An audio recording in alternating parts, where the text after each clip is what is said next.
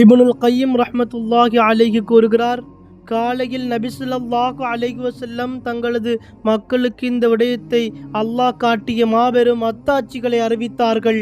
இதை கேட்டு அந்த மக்கள் முன்பை விட அதிகமாக நபி ஸல்லல்லாஹு அலைஹி வஸல்லம் அவர்களுக்கு நோவினையும் தொந்தரவும் கொடுத்து அவர்களை பெரும் பொய்யர் என்று வர்ணித்தனர். உங்களது பயணம் உண்மையானதாக இருந்தால் எங்களுக்கு பைத்துல் முகத்தஸின் அடையாளங்களை கூறுங்கள் என்று கேட்டார்கள்.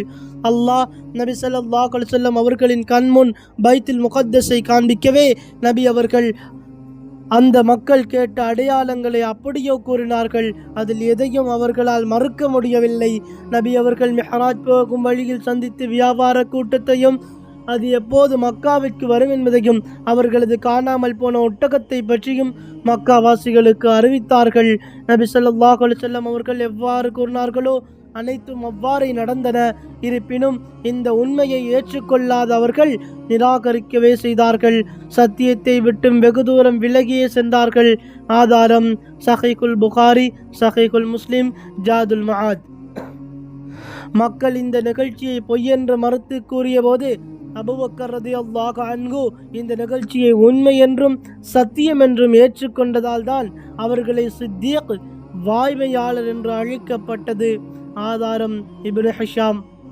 இந்த வானுலக பயணம் நடைபெற்றதற்குரிய மகத்தான காரணத்தை பற்றி கூறும்போது மிகச் சுருக்கமாக, நாம் நம்முடைய அத்தாட்சிகளை அவருக்கு காண்பிப்பதற்காகவே என்று அல்லாஹ் குறிப்பிடுகின்றான். அல்லாஹ் மிக பரிசுத்தமானவன். அவன் முஹம்மது ஸல்லல்லாஹு அலைஹி வஸல்லம் என்னும் தன் அடையாரை கஅபாவாகிய சிறப்புற்ற பள்ளியிலிருந்து வெகு தூரத்தில் இருக்கும் பைத்துல் முகத்தஸில் உள்ள மஸ்ஜிதுல் அக்ஸாவிற்கு ஒரே இரவில் அழைத்து சென்றான். அவ்வாறு அழைத்து சென்றனால் அதனை சூழ உள்ளவை சிறப்புற்று ஓங்க அபிவிருத்தி அடைய செய்திருக்கிறோம். நம்முடைய அத்தாட்சிகளை அவருக்கு காண்பிப்பதற்காகவே அங்கு அழைத்து சென்றோம். நிச்சயமாக உங்களது இறைவன் செவி உருவனாகவும் உற்று நோக்கியவனாகவும் இருக்கின்றான். அல் குர்ஆன் அத்தியாயம் 17 வசனம் 1. இது நபிமார்கள் விஷயத்தில் அல்லாஹ்வின் நீதியாகும். பல இறை தூதர்களுக்கு இவ்வாறு பல அத்தாட்சிகளை அல்லாஹ் காண்பித்திருக்கின்றான். இப்ராஹிம் உறுதியான நம்பிக்கையோடுகளாகுவதற்காக வானங்களிலும் பூமியில் உள்ள நம்முடைய ஆட்சிகளை நாம் அவருக்கு இவ்வாறு காண்பித்து வந்தோம். அல் குர்ஆன் அத்தியாயம் 6 வசனம் 75. நபி மூசா அலைஹிஸ்ஸலாத்து வஸ்ஸலாம் அவர்களை பற்றி இவ்வாறு இன்னும் நம்முடைய பெரிய அத்தாட்சிகளை உங்களுக்கு நாம் காண்பிப்போம். அல் குர்ஆன் அத்தியாயம் 20 வசனம் 23 என்று அல்லாஹ் குறிப்பிடுகின்றான். நபி இப்ராஹிம் அலைஹிஸ்ஸலாத்து வஸ்ஸலாம் அவர்களுக்கு அல்லாஹ் ஏன் அத்தாட்சிகளை காண்பித்தான் என்பதற்கு அவர் நம்மை உறுதி கொண்டவர்களில் ஒருவராக ஆக வேண்டும் என்பதற்காக என்ற காரணத்தை கூறுகிறான். இறை தூதர்களுக்கு இவ்வாறு பல அத்தாட்சிகளை அல்லாஹ் காண்பித்ததால் அவர்களது உள்ளத்தில் இருந்த நம்பிக்கை மேன்மேலும் உறுதியடைந்தது. ஆகவேதான் அல்லாஹின் பாதையில் பிறரால் சகித்து கொள்ள முடியாததை இறை தூதர்களால் சகித்து கொள்ள முடிந்தது. உலகத்தின் எவ்வளவு பெரிய சக்தியாயினும் சரி, அது கொசுவின் இறக்கைக்கு சமமாகவே அவர்களிடம் இருந்தது. சிரமங்களும் துன்பங்களும் எவ்வளவுதான் அவர்களுக்கு ஏற்பட்டாலும் அதை அவர்கள் ஒரு பொருட்டாகவே எடுத்துக்கொள்ளவில்லை. இப்பயணத்தில் மறைந்திருக்கும் ஞானங்களின் ரகசியங்களையும் மார்க்க சட்டங்களின் ரகசியங்களை பற்றி விவரிக்கும் நூல்களில் காணலாம். எனினும் இப்பயணத்தில் பல உண்மைகளும் யதார்த்தங்களும் நிறைந்துள்ளன. அவற்றில் சிலவற்றை இங்கு சுருக்கமாக பார்ப்போம். இந்த வானுலக பயண சம்பவத்தை பற்றி மேற்கூறப்பட்ட அல் குர்ஆன் அத்தியாயம் 17 வசனம் 1 மட்டும்தான் அல்லாஹ் குறிப்பிடுகின்றான். இந்த ஒரு வசனத்தை தொடர்ந்து வரும் வசனங்களில் யூதர்களின் கெட்ட செயல்கள் மற்றும் குற்றங்களை பற்றி அல்லாஹ் விரிவாக கூறுகிறான். அதன் இறுதியில் இந்த குர்ஆன் தான் மிகச் சரியான வழிகாட்டுவென்று கூறுகின்றான். இந்த வசனங்களை ஓதுவோர் மெஹராஜ் சம்பவம், யூதர்களின் அநியாயங்கள், குர்ஆனை பற்றிய புகழ்ச்சி இவற்றுக்கிடையில் என்ன தொடர்பு இருக்கிறது என்று யோசிக்கலாம். ஆம், உண்மையில் ஆழமான தொடர்பு இருக்கிறது. அதன் விளக்கம் என்னவென்றால், முஹம்மது ஸல்லல்லாஹு அலைஹி வஸல்லம் நபியாக அனுப்பப்படுவதற்கு முன் யூதர்கள் தான் மனித சமுதாயத்தை வழி நடத்தும் பொறுப்பை வகித்தார்கள். ஆனால் அவர்கள் செய்த அநியாயங்களின் காரணமாக அந்த பொறுப்புக்கு தகுதியற்றவர்களாக ஆகிவிட்டார்கள். எனவே அவர்களிடமிருந்து அந்த தகுதியை அல்லாஹ் தனது தூதருக்கு அதிவிரைவில் மாற்றப் போகின்றான். நபி இப்ராஹிம் அலைஹிஸ்ஸலாத்து வஸ்ஸலாம் அவர்களுடைய இஸ்லாமிய அழைப்பு பணியின் இரு மையங்களான மக்காவையும் பலஸ்தீனையும் நபி ஸல்லல்லாஹு அலைஹி வஸல்லம் அவர்களுக்கு ஒருங்கே அருள இருக்கின்றான்.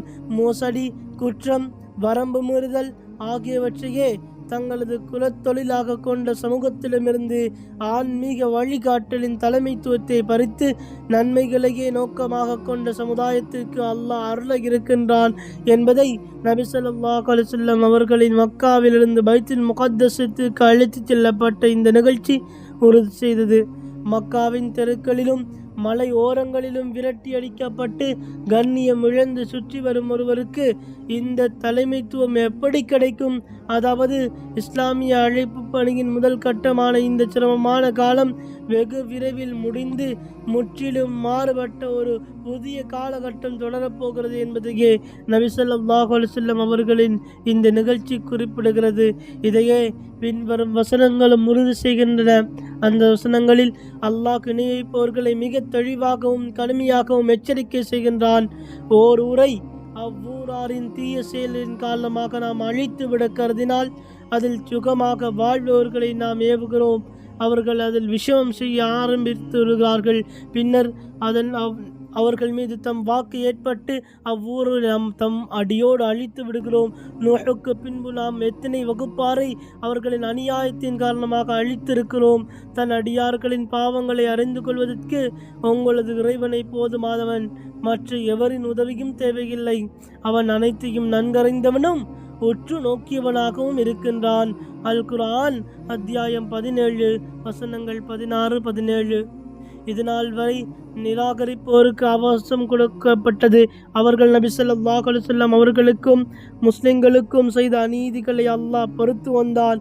ஆனால் இனியும் அவர்கள் இத்தகைய தவறுகளிலிருந்து விலகாவிட்டால் அல்லாஹ் அவர்களை கடுமையாக தண்டிப்பான் என்ற எச்சரிக்கை மேற்கூறிய வசனத்திலிருந்து தெரிய வருகின்றது. இதைத் தொடர்ந்து இஸ்லாமிய சமூகத்திற்கு அடிப்படையான கொள்கைகள், ஒழுக்கங்கள், கலாச்சாரங்கள் எவ்வளவு அவை வேண்டும் என்பதையும் விரிவாக விளக்குகிறான்.